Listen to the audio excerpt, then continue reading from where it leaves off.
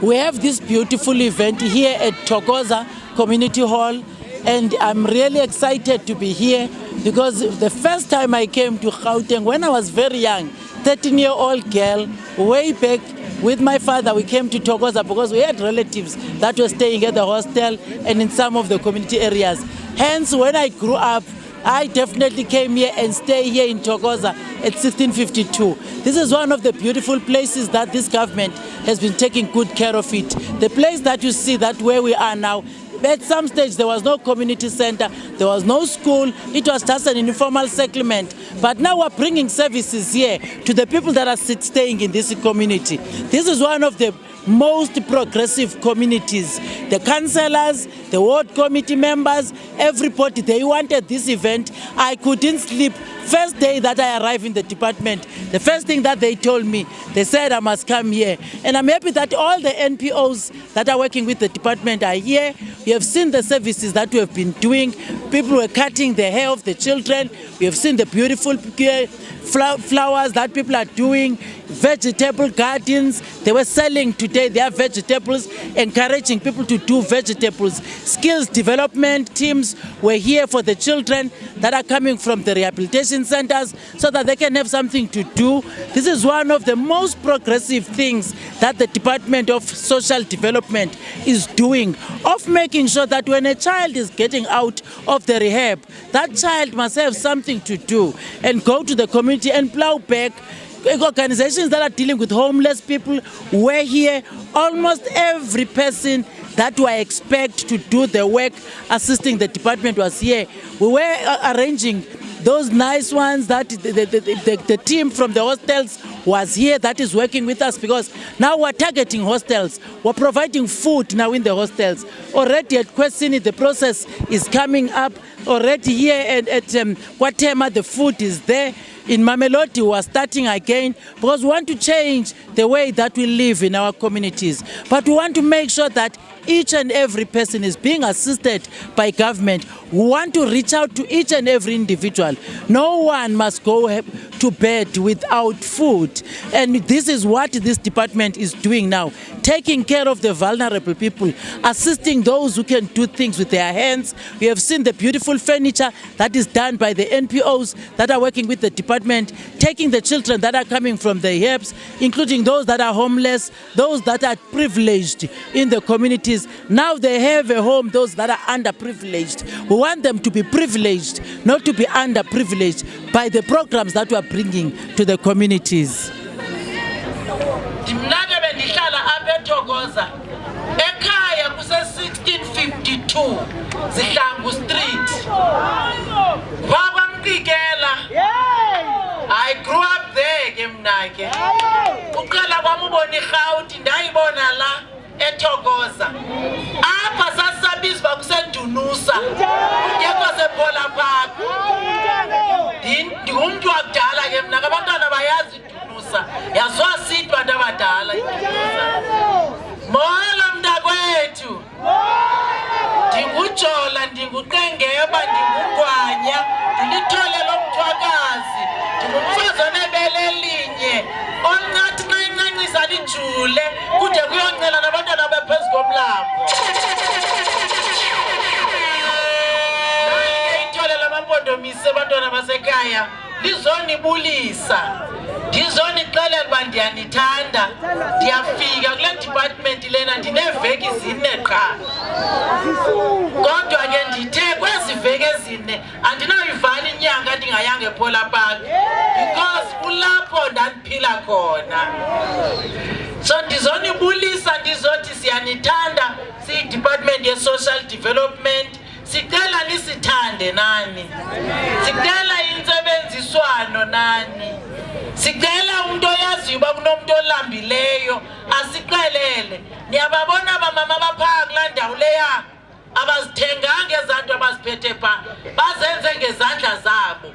So sifuna ukuthi noba sininikeza ama-food parcel sifake kunye nezityalo, niyotyala ekani kwetoilethi zenu naphaa kulaa kona esemva kwalaa ndlu yakho. Siyavana abantu basekhaya ukwazi uba ungarelayi kwi-food parcel only. Sifuna futhi nindixolele bonke abantwana ba-homeless bonke abantu abadala ba-homeless nibone la organization ekhathayo pha inhloko ndifuna ukunitrainela abantwana benu bakwazi nabo ukhatha inhloko bafana nabelungu abakhatha abantwana bethu nifumane imali kwi-department sihambani ke niyokwenza ngoku uba each ward Comrade Bongani uqalele kunye nalaphukansela wakho mdegqitha ngathi nguwe hambani ngoku niyokhangela abantu each ward must have an NPO ward ne-ward an NPO yondla abantu mabathi abantwana bomama babasuke esikolweni nibabize nenze isuphu ndizawuninika imali yokondla abo bantwana kodwa ndizukunika uba ngaba awurejistarishanga uzawuxelelwa ngama-social worker wam uba sifuna ntoni na uba isuphu nizayenzela apha kule center nizoyenzela apha kwi-center kodwa nondla abantwana nabantu abadala abalambayo ndifuna nikhola abantu abadala abangenabantu abahlala nabo emakhaya e-ofisini yethu siyakwazi uba sim-aplayele umntu afumane umntu wokumgada ambhatale ngokwakhe xa ungasaboni njemantanga zamapho sisiya kuloo ndawo yongaboni yifunani umntu ozawukugada uthi lo andisakwazi nozihlamba uzawukuhlamba umbhatale uyinikwa imali ngurhulumente zininzi ke into urhulumente azenzayo njengoba nibonileke namhlanje ndizawuhamba yonke le Rhawuti ndiyayigqiba already sesiye kuzo zonke ii-regions ne ndizihamba i-region ebendingekayi kuyo nguWest Rand ngomso ndiyakubo nabo ngoba ndihamba ndisenza kancane ndiyafiki bathi abantwana endisebenza nabo hayi mama siyabona kwayingathi ngoku igiya iyakalisa iyaphakama igiya yama ikaphakama ndikasebenzi ndiza kondla wonke umntu olapho olambayo kule Rhawuti nizawundibiza imama lephondo ngoba xa ulambile uzawuthi babona imoto yam umise uthi nantsi mama kodwa nanamhlanje ubunomakhelwane olambayo nabantwana bakhe akafumani grant nithethe nabantu bam kwezi zinantsika bazawundixelela siyabondla abo bantu abasithi ngoku ngomso sisayolungisa uba sijonge iincwadi zethu sikufaka ufumane i-food parcel sikuphakela ukutya obushushu utye apha ehostel kwakuthiwa kwamshayazafe kwenye hostel ya phaa emshayazafe niyakwazi andithi mna ndiyakwazi emshayazafe ndondla abantu every day akusethema sikayo emshayazafe ababhuti bafuna sihlanganise basibondle every day apha emshayazafe incwadi sebezisayinile baza kondlwa bonke abantu abahlala ehostel abangenakutya kwathema sondla 500 anti-chief director 500 people every day yinto ke ndizawuyenza kule Rhawuti every day kuzaba nekona endithi yakwathema uyotya khona ubulambile ndithetha nani eTV-ni ndibika ngesixhosa ke ngolento lena ndithi bonke abalambileyo mabaye kwathema bonke abalambileyo mabaye kwamshayazafe bonke abalambileyo mabaye eKwesini hostel bonke abalambileyo mabaye eMamelodi hostel bonke abalambileyo ufike phaa ubhalise ufumane iplate yokutya utye xa ugqiba apho ugoduke uyowulala nabantwana bakho but sikulungiselele abantwana abatya ama-drugs baziseni kum ndingumama weenkedama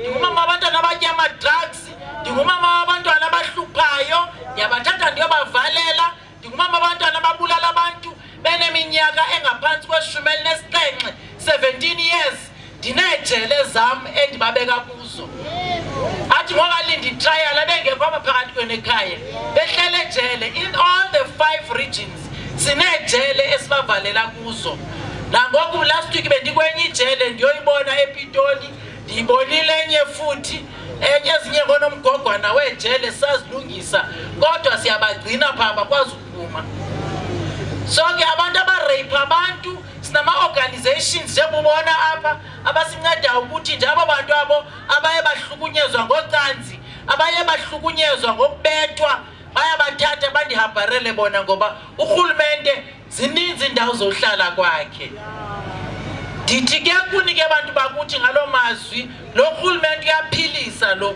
especially department ye-social development apha eRhawutini. Senihambeke niye phaa eNgcobo, ningabuyi nabo abantu baseNgcobo, niyeva? Bashiyeni phaa bazokodliwa ngumabuyane. Aba balapha ngabam noPanyaza. Niye kuza nomphako kaMabuyane. Ushiyeni la mphako ngoba uzawugqiba ukutya kwethu apha mabefikile. Ningamxeleli uMabuyane ngumntaka sister wam, uzangigwatela mangifike ekhaya. Kodwa umphako wona mawungezi, le mali yethu yaseRhawutini incinci lingene thina nama-NGOs wethu. Kuthiwa ke apha kunabantu abebeke bema phaa bekhathazekile bethi asibancedanga singurhulumente. Iteam yami izawuhlala nabo basekhona baxoxe nabo batsho ukuthi yintoni inkinga yabo, because andibafuni mna abantu abakhathazekayo, ngoba xa ndikhathazekile nam kuba mdakisali. So andifuni sikhathazeke, funa sivane sihleke. Nindibonile ndiyajayiva nojayiva singamaxhegweza, ndafuna simasishukumisa umzimba, ngoba kaloku siyazinyanga thina masijayiva. Asizuba neswekile, asizuba ne-high blood, sisuse zingxakisa abantwana abatya ii-drugs, abazukulwana bethu abenza imali yethu ihlale esifubeni singakwazi uyibeka nasezibhokisini because bayaziqhekeza bayibe. So mzwa kuthi ke ndiyabulela kakhulu ngoba ukugobeni namhlanje kulo msebenzi omhle kangaka esiwenzileyo. Zawuphinda ndibuye ekansela kule ndawo yakho, ndiyeza futhi ndizaba kubethe ebuya apha izulu laseMthatha. Ningandibuzi uba kutheni ndiza qho, kaloku oodadewethu balapha basifihlele apha, ndizama ubafumana. Bakhona esendibabhaqile nabo ndifuna ubagodusa bahambe baye ekhaya mani. So xa ndiza apha ndiye ndifumane omnye ndimthathe ndimpose. So ngaloo mazwi abantwana basekhaya, inkosi kakhulu, siyabonga singurhulumente. Ngubani umntu owakhe wakuthathela umntana wakho emithi eneenyanga ezimbini amhambisa ikliniki yonke ade ayozala? Urhulumente. Andithi ngubani umntu othi lo mntana masezele amnikeze iformula? Urhulumente. Andithi ngubani othi lo mntana lowo mangenampahla amnxibise? Ndim lo futhi lo wenza loo nto leyo. Ngubani othi lo mntana lowo mayegqibile apho aye esikolweni? Urhulumente. Andithi ngubani othi lo mntana nxa sesikolweni amtyise imini yonke ungamazi noba utya ntoni na? Urhulumente. Ngubani othi lo mntana lowo mayebuya afike ekhaya kunokutya? Urhulumente wenza yonke into mos. Nimbonile ubakhatha neenwele ngoku singakwazi ubagathisa zona. Enkosi kakhulu mzwakuthi ngaloo mazwi. Urhulumente uyabonga wephondo laseRhawutini. Ungwanya uyanivalelisa, uzawuphinda abuye itolo lomthwakazi lizonibona. Ndiyabulela.